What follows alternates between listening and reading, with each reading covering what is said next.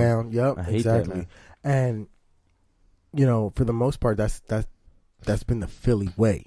We we're battle rappers to the part where we've created this reputation that's what Philly is. Right. But then you have, as far as from my point of view, starting this podcast, being affiliated with The Block Gives Back, you have the Queen Corner and Black Fly Clothing. You have all those people who are bigging up each other. Mm-hmm. They're bringing each other on their platform. M&W Decor, another sponsor. Exactly. We can go on for days just listing a name of people and brands that are trying to do something more positive or just make a difference and put a name out for themselves, and people aren't hating. Exactly. Because John's legacy should be my legacy. You could have said, you already been on a podcast, it's good, but there's more to it. Exactly. And we can keep building. What we have, you can't fit on one, yeah. You can't fit on a season of podcasts. You know what I mean? The show goes on, man. Exactly. And it's like, we could listen to, me and you both listen to The Brilliant Idiots a fair amount. We could listen to a handful of episodes and say, I got the knowledge I needed. No, it keeps growing. It keeps growing. Like, there's going to be someone new that they speak about on the show that I'm going to say, whoa, oh, really? They did that? I want to support that. Sherry Gregg, the woman who found us and gave us the Game Changer Award. That's an award you get nominated for. And I have no idea who nominated us. She probably said it at some point, but I don't want to know. I just want to know that someone thought that much about us, and she took the time to put us on the news. And now she has a podcast that she spoke about. I'm subscribed to it because you're interested. You support me. Oh, I'm gonna support you. Why wouldn't I? Exactly. Whether that be with my money, my time, my energy. I like to think. Not that I'd like to think. I'm gonna not be humble for a second because I pulled up on the 26s this morning in Japan. I drove to Japan, but anyway, my friend drove across the water. Exactly. The Pacific. It was nothing. My friend Sarah, A-Rod's cousin, she braids my hair, and she's new to it. She's in school for it, and she said, "Yo, I want you to post it on your page. Like, get me some people." And sure enough, I did, and I got her a couple people to go visit her. That means something to me. I don't see any money from that. I don't see any experience in hair from that, but it makes me proud to say, "Oh, you went to her? How was it? That's great." Like, I'm happy. Because I genuinely want everyone to win. And if I have a platform, with my however many followers I got, if that means something, whatever small number it is, that is something that's to say that, hey, I can influence people. And that's what I want to be. I don't want to just be a guy who forces you to think a certain way or who doesn't say anything at all. I just want to be a positive influence. Well, there's two things you can do when you have a platform. You can spread knowledge, positivity, basically, and essentially doing what you're doing, or you can try to be viral. And we spoke about it earlier, during this trip since we've been out here in Japan, where it's like you got a realm of people who, like I told you, I have the Enlightened Heathens page. For those of you who don't know, I used to be on this podcast with two of my buddies called the Enlightened Heathens, and we had made a Facebook meme page. Now it's popping. This Facebook meme page has over 45,000, almost 46,000 followers. And there's times where I, periodically will share something as far as good positivity news or something like that on that specific page, referring to the Limelight highlight or the Block Is Back, or you name it, anything other than a meme funny page. Right. It gets absolutely no love whatsoever. And I mean, I'm not bitter about it. I'm not upset about it. I understand. Things that are divisive, things that are more dramatic in a sense, are more attractive. Oh, yeah. So people are going to... People will... Charlamagne said, I think, people will believe the truth. People will believe a lie if the truth isn't as entertaining. Exactly. Not only that, but, if you're guilty in the public, court of public opinion. Yeah, exactly. Court of public opinion, then you're guilty. It doesn't matter what you did or what you were proven. I mean, we could talk about the Jesse Smollett. Right. That what he did was appalling. But he wasn't found guilty of any charge. I'm happy you bring that one up because there's so much going on we could talk about that I hope we don't get into as far as people who are in the news right now. But that's the one where I've been saying, oh, he should, they dropped the charges, and I was like, oh, that something should happen on that, blah, blah. But I'm a hypocrite because I always say, who am I to judge? I am not the judge. I said it in rap before. I've said it in what do you call it? I get summoned for jury duty. I've said, I am not God and I am not the judge. That is not my job to judge other people. I don't want to do it. So, like, I need to, keep guard on myself to say, oh, if I'm holding this person to the standard of saying innocent to proven guilty, I got to let Jussie Smollett live up to the same standard. Well, it's funny. In the podcast with Trixie, I said, verbatim, we're all hypocrites to an extent. Mm-hmm. But where do we draw that line? I mean, end quote. But where do we draw that line? You know what I mean? Mm-hmm. Where it's like, we were talking about the whole Cardi B situation. Okay. I love her. And it's like how she drugged whoever to get whatever money. And it's like, wrong is wrong. And we'll go back to the whole Charlemagne thing, or Brilliant Idiots, whatever the case is, whatever podcast you want to refer to. But it's like, are you going to keep that same energy? Right. Because you can be mad, but if you're going to pick a team and be a hypocrite as far as be okay with what she did versus like not acknowledge the fact that it was wrong. Right. It doesn't, you don't have to, wrong or right. What are you going to do about it? Exactly. You don't are you have going to help those people? Well, not only that, but you don't have to compare it to Bill Cosby. You don't have to compare it to anything. Mm-hmm. All you have to know is what she did was wrong. Right. I don't care if you like her. I don't care. I mean, I personally love, I love how authentic she is. Mm-hmm. Doesn't change the fact that she was wrong for what she did. It's not okay. Morally, we know right from wrong. We're all raised, no matter what religion you have, unless some people do have sick tendencies and they need help. Psychopaths. Yeah, and they do need help. But at the same time, most people can acknowledge this is right, this is wrong. You do that as a child. Your parents teach you right from wrong. And, there are situations that are out there.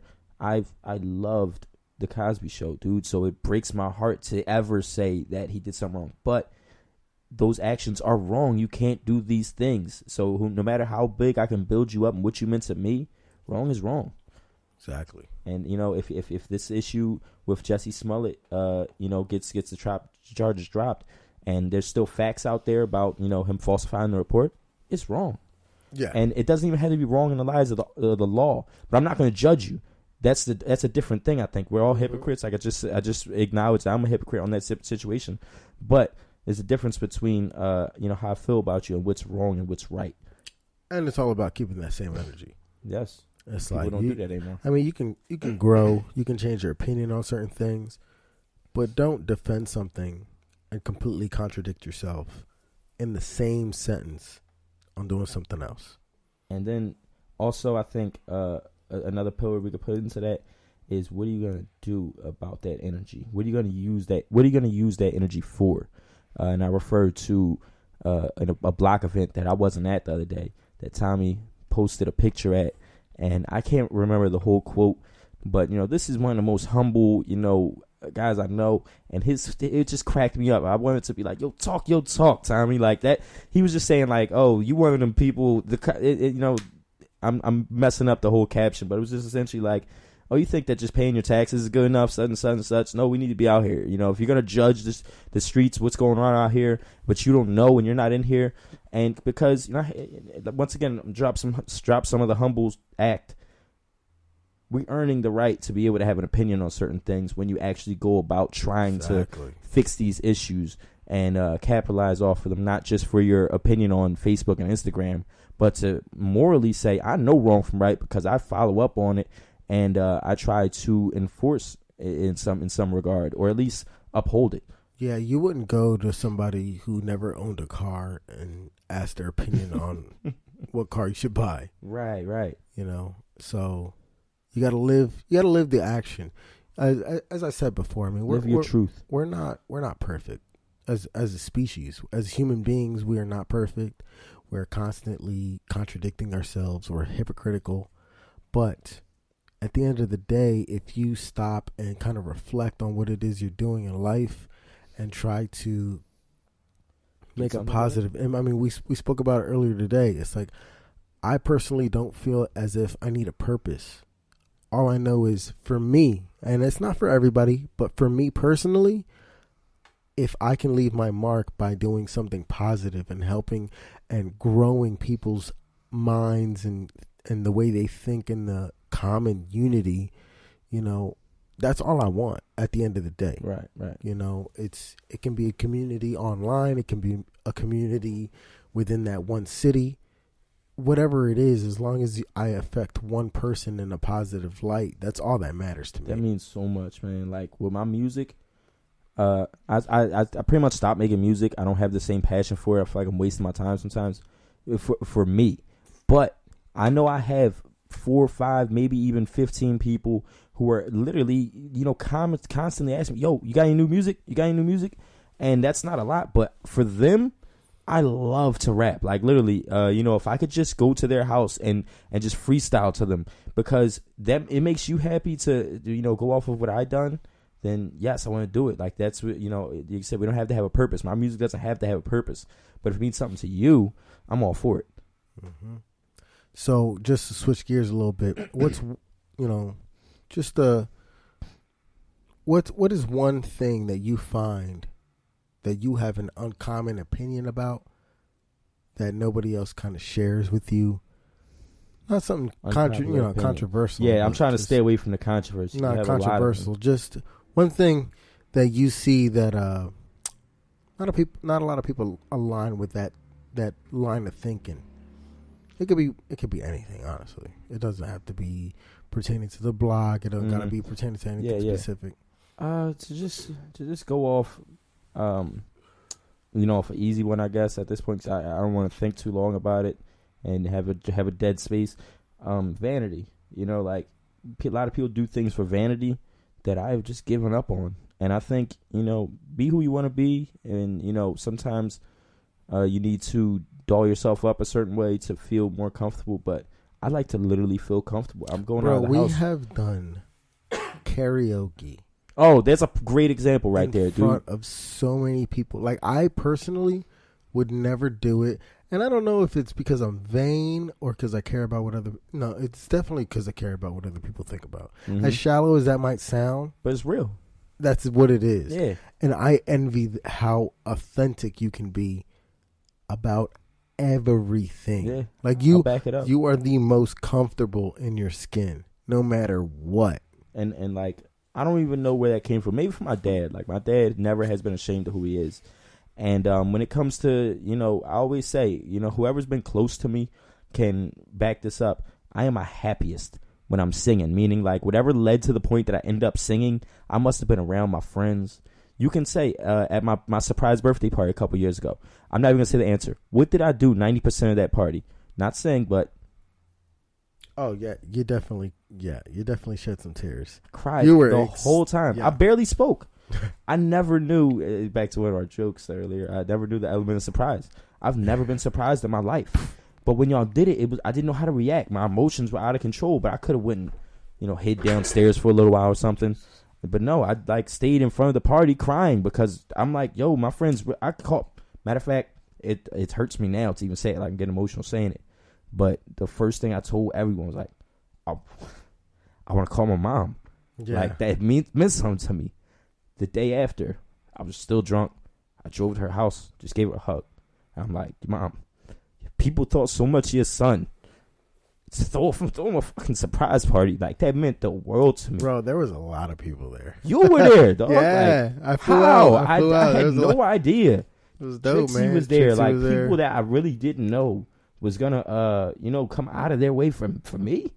I know I do stuff for other people, but it's really just out of like, why wouldn't I? But y'all was like, no, we're going. Dude, they showed me the Facebook invitations or whatever, and how that whole thing came together. I was just in shock. Like, y'all really planned this out?